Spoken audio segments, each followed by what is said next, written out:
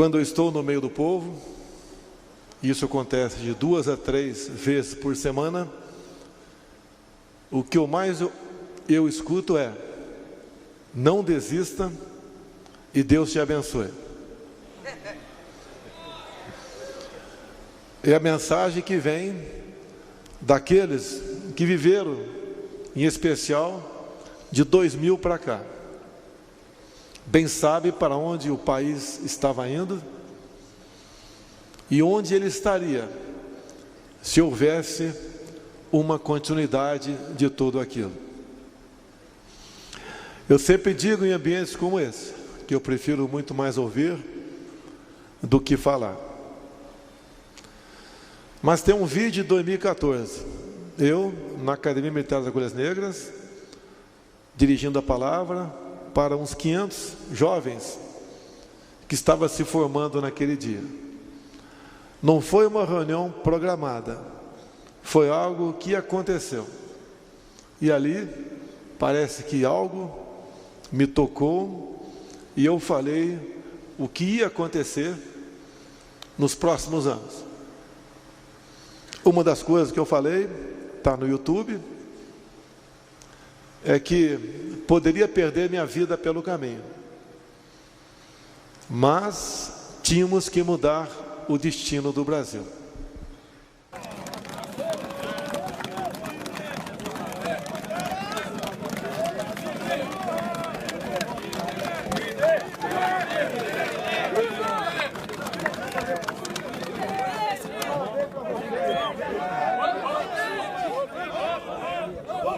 Nós temos que mudar esse Brasil, tá ok? Alguns vão morrer pelo caminho, tá? Mas eu estou disposto em 2018, seja que Deus quiser, tentar jogar para a direita esse país. O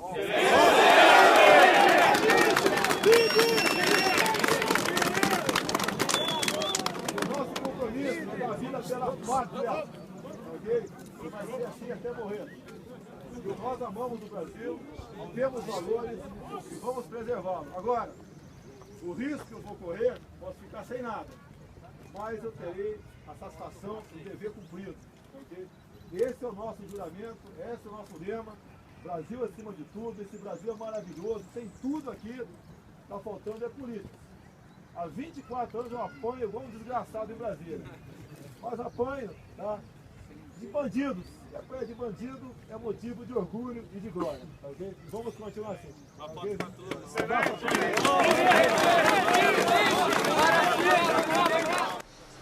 E mudar como? Quem somos cada um de nós aqui presentes para falar: eu vou mudar o destino do Brasil? Se não tiver algo muito mais forte do que nós de cima dando esse sinal. Aconteceu, sobrevivi uma facada, agradeço a Deus pela minha vida, uma segunda vida, que alguns aqui já passaram por esse momento. Conseguimos uma eleição difícil, mas houve um clamor nacional, mesmo hospitalizado, aconteceu. Tive um grande apoio dos cristãos por todo o Brasil, porque eles sabiam o que estava acontecendo com a nossa pátria até aquele momento. Eu me lembro quando comecei a aparecer perante o Brasil, não foi em 91 quando assumi o meu primeiro mandato, foi em 2010, quando as questões voltadas para a família, ou melhor, contra a família, de se colocar numa posição defensiva, de dizer não, a gente não quer destruir a família nenhuma, não. A gente só quer amar, né? Ou não, a gente não tem nada a ver com promiscuidade, não. A gente até casa, a gente até tem filhos, a gente até constitui família. E isso é de um retrocesso político violento, que violenta inclusive a história de constituição do movimento LGBT na América Latina. Violenta a história dos ganhos e lutas feministas na América Latina. Então cabe a radicalização nossa também de afirmar com todas as letras o que é uma estratégia política crítica antissistêmica. Porque vocês querem destruir a família. Sim. Começaram a falar mais alto dentro do Congresso.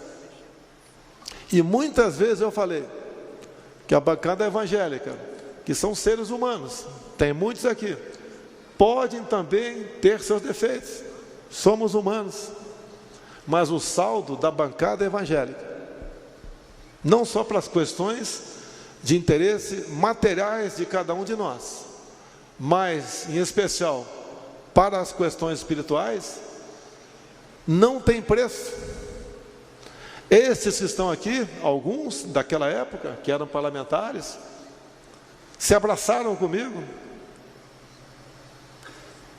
Também alguns senadores, em especial um do Espírito Santo, que também tem seus efeitos, mas foram decisivos para sepultar o PLC 122, que dava 3 anos de cadeia ao padre ou pastor que porventura realizasse um casamento não previsto no livro sagrado. Também, naquele ano, foi o primeiro ano do decreto do presidente da época, o decreto 2009, que criou o PNDH3, Plano Nacional de Direitos Humanos, que de direitos humanos nada tinha ali, 180 capítulos. Um dos mais importantes para eles era a desconstrução da heteronormatividade. Começaram a crescer nessa questão, como está nesse decreto, a questão da ideologia de gênero. A covardia chegava a ponto tal de se escrever como sexualizar crianças a partir de 5 anos de idade, no ambiente onde elas são reféns, para o bem ou para o mal, de quem está à frente da sala de aula. Como enfrentar tudo isso? Tínhamos uma secretária de Direitos Humanos, que na sua página oficial, tinha lá um site chamado Humaniza Redes, onde estava claro nesse site que o pedófilo deve ser tratado e não encarcerado. Para onde caminhava o nosso Brasil? Que mal é esse que aos poucos vinha tomando conta de todos nós? Em cima disso, eu decidi no final de 2014 a dizer que algo tem que mudar no Brasil. Eu tinha uma reeleição de deputado federal tranquila, por que não dizer até mesmo para o Senado Federal, sair de um conforto, colegas parlamentares, porque o parlamentar sabe que tem muito mais conforto do que alguém que está no executivo, que não é fácil ser prefeito, governador, quem dirá presidente da República. Aconteceram as eleições, começamos a mudar o Brasil ao escolher ministros e ministras, como por exemplo uma, que é a nossa, a Damares, como ela mudou tudo isso, que nova dinâmica ela fez valer na sua comissão. Digo a vocês, a indicação da Damares, quando estava sendo discutida alguém para o ministério, foi da primeira-dama, a senhora Michele, e sugestão dela é ordem. Hoje, nas nossas casas, hoje, você pode, lá atrás, pensar que o ministério que menos valor tinha era esse. Eu considero, hoje em dia, o mais valoroso, porque se nós não pensarmos em família, em tradição, liberdade religiosa, fé, a gente não chega a lugar nenhum. A única diferença minha e de vocês aqui é que eu estou no nível um pouquinho mais alto, e vocês aí é que eu estou no nível um pouquinho mais baixo. Somos exatamente iguais, somos filhos de Deus. Lá atrás eu dizia que dos fracos, covardes e omissos, a história não se lembrará. Nós queremos ser lembrados, se não pela história, pelos nossos descendentes. Nós somos responsáveis pelos nossos filhos e, por que não dizer também, pelos nossos netos. Para onde estava indo o Brasil? Que choque ele deveria tomar para mudar de rumo? Mas o Brasil é um transatlântico. Você não tem como dar um cavalo de pau nele. Assumimos, montamos o ministério. Não foi fácil 2019. As pressões por cargos, por bancos oficiais, por estatais, por ministérios, por secretarias.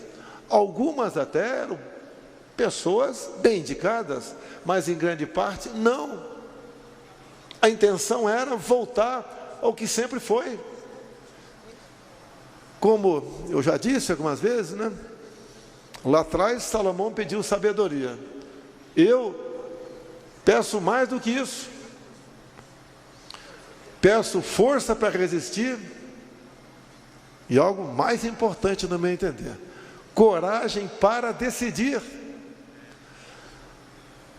A minha caneta pode vir para o bem ou para o mal, e às vezes até bem intencionado. Se não tiver muito bem pensado o que eu vou assinar, todos nós sofremos decisões difíceis, como ir para a Rússia, pressão quase do mundo todo para que eu não fosse à Rússia em fevereiro, mas eu tinha que conversar com o presidente Putin. A guerra não havia acontecido ainda, estava na iminência de não termos mais fertilizante para o homem do campo. Poderíamos colocar em risco a nossa segurança alimentar. Fui, conversei por quase 3 horas com ele. Logo depois a guerra eclodiu. Nós lamentamos qualquer morte, qualquer ato de violência, mas eu não tenho o poder de pacificar. Fiz o que eu pude no tocante a isso antes da guerra eclodir. E o Brasil adotou a posição de equilíbrio. Na semana passada, 26 navios com fertilizantes vindos da Rússia e Bielorrússia aportaram no Brasil. Nós sabemos que o povo está sofrendo por políticas erradas tomadas lá atrás, de forma quase que unânime pelo Brasil, por parte de governadores, fechando tudo, inclusive igrejas. Sei que um parlamentar aqui de Goiás entrou com ação na justiça, ganhou uma liminar, mas não precisava muitos governadores tomar uma medida de força como essa. Um dos refúgios, ou um dos últimos locais que o homem vai, muitas vezes, quando está numa situação de desespero, é procurar ali um pastor, um padre, um líder religioso, para conversar com ele. Isso foi negado aqui no Brasil. E podem ter certeza, o único chefe de Estado do mundo que foi contra essa política fui eu. Tenho certeza que orientado, noites sem dormir, o que é comum na minha vida, refletindo, pensando, durante o dia fazendo ligações, buscando a melhor maneira de resolver os assuntos. Hoje temos estudos que o lockdown não salvou uma vida sequer. Estudos de fora do Brasil. Pelo contrário, fez com que a economia sofresse um baque muito forte. E nós sofremos as consequências disso no mundo todo. Não é apenas no Brasil. Preço de alimentos, preço de combustíveis. E também foi um duro baque na educação dos nossos filhos. E eu posso falar porque eu fiz a minha parte, apesar de tolhido pelo Supremo Tribunal Federal em conduzir o destino da nação no tocante ao combate ao Covid.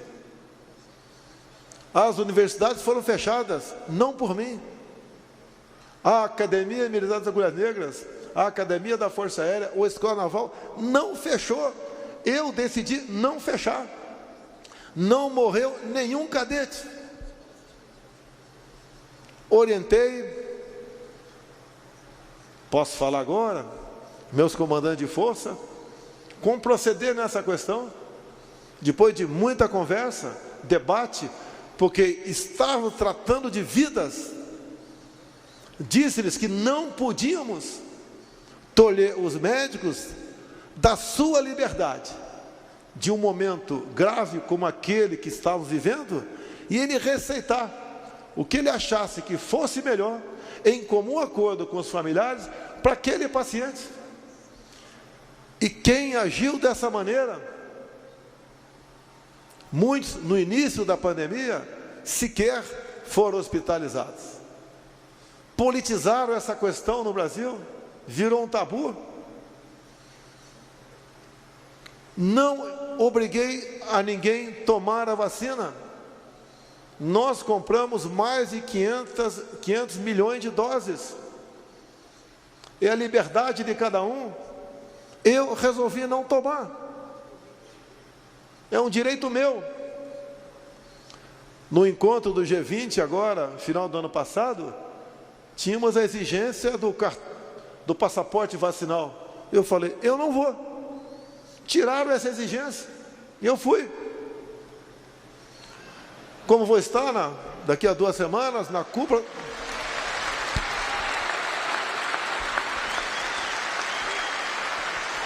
Vou estar na Cúpula das Américas, depois de conversar com o enviado especial do presidente Joe Biden, como seria o tratamento dispensado ao chefe de Estado de um dos países mais importantes do mundo, que é o Brasil. Não iria jamais lá para ser moldura de uma fotografia. Tem uma audiência bilateral de pelo menos 30 minutos com ele. Tive 3 horas com o Putin. A resposta foi sim. Então iremos falar a posição do Brasil, falar do que havia tratado com o presidente Donald Trump, enquanto ele era presidente, para continuarmos essa política. É para o bem dos nossos povos. Disse-lhe mais, eu sou um chefe de Estado, com toda a certeza, dos últimos que tiver no Brasil, que mais respeita e admira o povo americano. Não podemos continuar dessa maneira. Assim como sou bem tratado pelo presidente ou primeiro-ministro de Israel, um país exemplo para nós. Por que eu falo exemplo? Eu sempre disse, olhe o que Israel não tem e veja o que ele é. Olhe o que o Brasil tem e o que nós não somos. Onde está o erro? O que está falhando nessa engrenagem? É a nossa classe política. É a falta de conhecimento, muitas vezes, ao povo brasileiro, que tem uma passagem bíblica, por falta de conhecimento, meu povo pereceu. Hoje eu acredito, com a liberdade que nós temos, em especial das mídias sociais, que tanto incomodam alguns supremáveis, nós conseguimos a nossa liberdade. Nós não somos imbecis que passamos a ter voz. Nós somos cidadãos que conseguimos, com informação, olhar os imbecis que sempre comandaram o Brasil.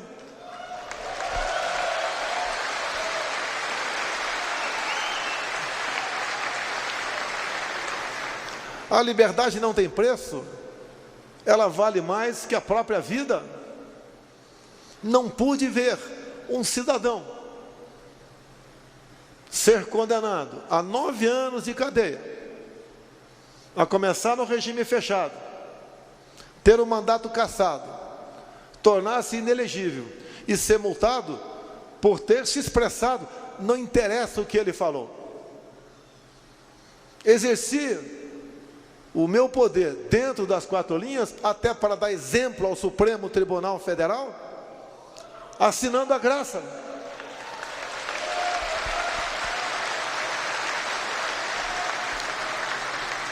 Nós devemos respeitar os outros poderes, nunca temer. É dessa forma que nós governamos, com a força de Deus, para poder mostrar ao Brasil para onde nós poderemos ir. Ninguém tem o que nós temos. Uma das ordens que eu dei, por exemplo, ao Ministério das Minas e Energia, que eu não quero qualquer contrato com outro país para explorar nióbio em nossa pátria. Catalão foi entregue, Araxá estava na iminência, segurei. 6 Lagos no Amazonas, estava conversando com o presidente americano para explorarmos com valor agregado. Chega de entregar o que nós temos in natura. Chega de exportar um navio de minério de ferro e receber uma canoa de laptops ou um punhado de chips. Isso que nós exportamos é finito, é nosso. Lá atrás não criaram a OPEP. Nós não precisamos criar uma organização dos países exportadores de minério. Nós somos o maior exportador de minério. Vamos honrar os contratos.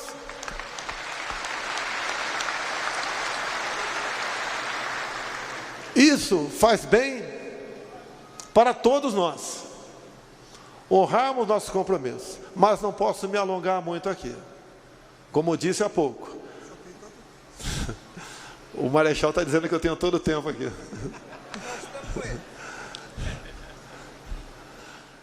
Aquela outra muito importante. Nada temeis, nem mesmo a morte, a não ser a morte eterna.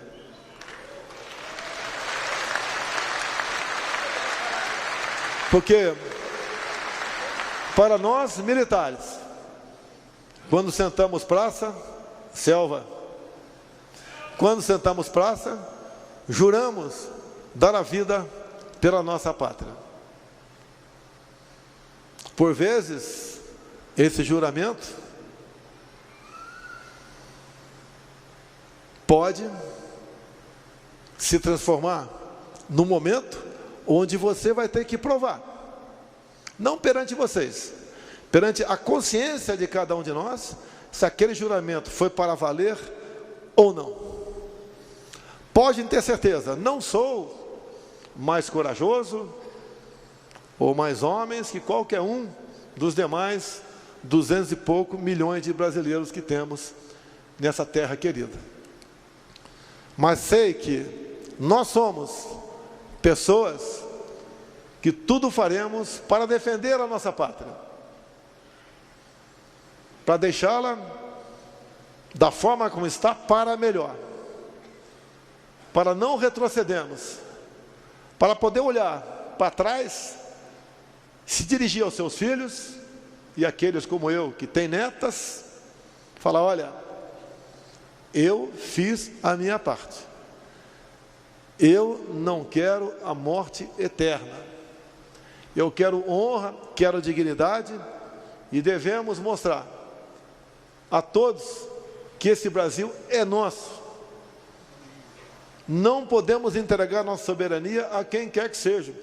Indo para a conclusão, quando falo em soberania, quando acabei a reunião com o presidente Putin, fomos conversar com a imprensa e ele me falou antes: aqui eu falo com a imprensa e não tem pergunta. Estou na tua casa, parabéns. E fomos. Ele falou, e quando eu falei, eu agradeci ao presidente Putin, porque em 2 momentos, na reunião das grandes potências, foi discutido, ou melhor, começaram a discutir a relativização da soberania sobre a Amazônia. E ele, com o poder de veto que tinha, falou: a Amazônia é dos brasileiros, esse assunto não tem que entrar na pauta. E eu agradeci o presidente Putin, publicamente.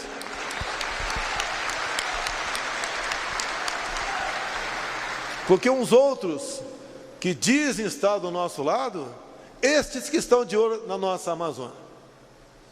Nós sabemos da importância dela, do que ela representa até para o mundo. Lá não tem girafas nem hipopótamos. O que eles querem é exatamente outra coisa.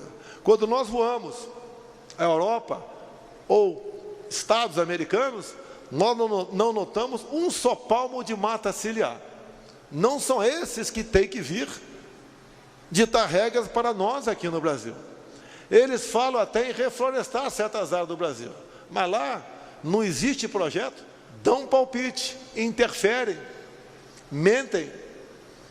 E nós fizemos, há poucos dias, um encontro com Elon Musk, um homem que raramente sai do seu país, Estados Unidos, e raramente encontra com chefe de Estado. Veio se encontrar conosco, conversamos por quase 2 horas, ouvimos a proposta dele, que não é nenhuma proposta para oferir lucros no nosso país. O que ele quer no tocante à Amazônia, levar internet para todos, quer também disponibilizar sua rede de satélites, para que tire fotografias de verdade da região, para mostrar se lá pega fogo ou não. Nós sabemos que não pega, floresta úmida não pega fogo, mas o Brasil tem que deixar de ser atacado o tempo todo, interna e externamente, por pessoas que querem apenas, no momento, tirar o governo daqui, como se um outro que esteve à frente do Executivo por 8 anos e mandou em mais 6, fosse realmente a solução para a nossa pátria. Concluo, quando se fala em governos pelo Brasil, eu peguei o Brasil com sérios problemas econômicos, éticos e morais.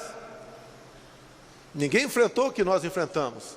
A pandemia, uma seca, geada, Brumadinho lá atrás, e uma guerra lá fora, que reflete no mundo todo. Nós pegamos o Brasil numa situação bastante complicada.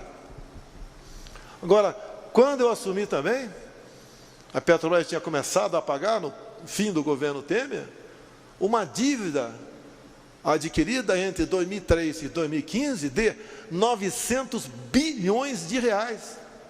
Dívida que vinha de corrupção, de sondas encomendadas, pagas não recebidas, de refinarias começadas a ser construídas e abandonadas, de sucatas com o nome de refinaria comprada fora do Brasil. 900 bilhões de reais. Aqui tem nordestinos. A transposição do São Francisco sempre foi uma novela. Era para ter acabado em 2010, depois 2012, 2014, não acabou. Foi concluída em grande parte pelo nosso governo. Mas deixo claro, o gasto até o momento com a transposição foram 15 bilhões de reais. Se dividimos 900 por 15, só o endividamento da Petrobras, que foi loteada entre amigos, dariam para ser feitas 60 vezes a transposição do São Francisco. Essas pessoas que se apresentam como a solução, essas pessoas que não respeitam a família, como disse agora há pouco sobre PLC 122, PNDH4, essas pessoas que querem mudar a cabeça das criancinhas a partir de 5 anos de idade, essas pessoas que dizem que colocarão os militares e os pastores nos seus devidos lugares, essas pessoas que falam que aborto é a ação de um dente, essas pessoas que falam em controlar a mídia, calar a todos nós, como temos um deputado federal do Rio de Janeiro com as suas mídias bloqueadas, que é o Tony de Paula. Essas pessoas que falam em valorizar o MST, eu valorizei o MST, titulando a terra para eles. Demos liberdade, dignidade para eles. O integrante do MST, com uma terra titulada, passa a ser um cidadão pleno e amigo do fazendeiro e não mais invasor.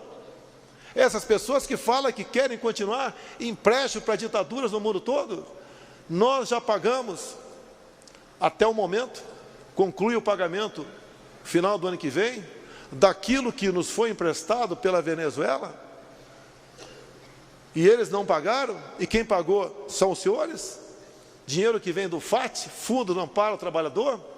Então nós concluiremos, a grande parte eu já paguei, até o ano que vem, para o BNDES, de calote da Venezuela, 1 bilhão e 60 milhões de dólares. É isso que nós queremos para o Brasil? O problema que nós enfrentamos aqui, preço de combustíveis, preço de alimentos, entre outros, são as consequências do fica em casa, da guerra lá fora. Se fosse só o Brasil, eu seria o responsável. Mas ouso dizer que o Brasil é um dos países que menos sofre economicamente, levando-se em conta o mundo todo. Aqui não tem desabastecimento, temos dificuldades, mas qual é a solução para isso? É a resiliência, é ter fé, é ter coragem, é acreditar, por muitas vezes, ou quase sempre, dobrar os joelhos e buscar uma alternativa, pedir uma alternativa. Nós sabemos que temos que fazer a nossa parte, mas as coisas impossíveis, deixar na mão de Deus.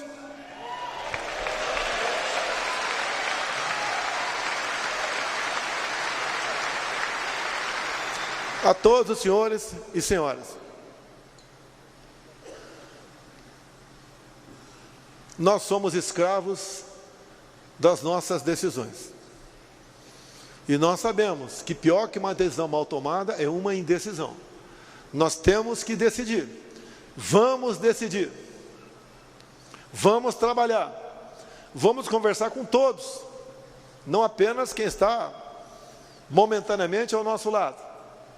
Vamos mostrar o João 8,32. Mostrar que uma decisão pensada errada e executada, a situação piora para todo mundo. Olha o que está acontecendo na Argentina, o que está acontecendo no Chile, o que aconteceu na Venezuela. Nós estamos vendo o exemplo, estamos tendo exemplo na nossa frente. Se um vizinho compra um carro de uma marca que não dá certo, a gente não pode comprar o carro da mesma marca do vizinho. Nós estamos vendo o erro ali do lado. Temos que fazer as coisas com razão, com coragem, com determinação. Continuo mais que pedir sabedoria, pedir coragem e pedir força, porque as coisas não são fáceis, mas se fossem fáceis, essas missões não seriam dadas para nós, seriam dadas para outras pessoas. E nós sabemos de onde viemos e para onde, em especial, queremos ir. O nosso currículo, no dia do ponto final, é que vai dizer se a nossa morte é eterna ou não, porque a nossa passagem aqui pela terra. A todos vocês, muito obrigado. Manuel Ferreira, muito obrigado por esse momento, por essa oportunidade. Brasil acima de tudo, Deus acima de todos.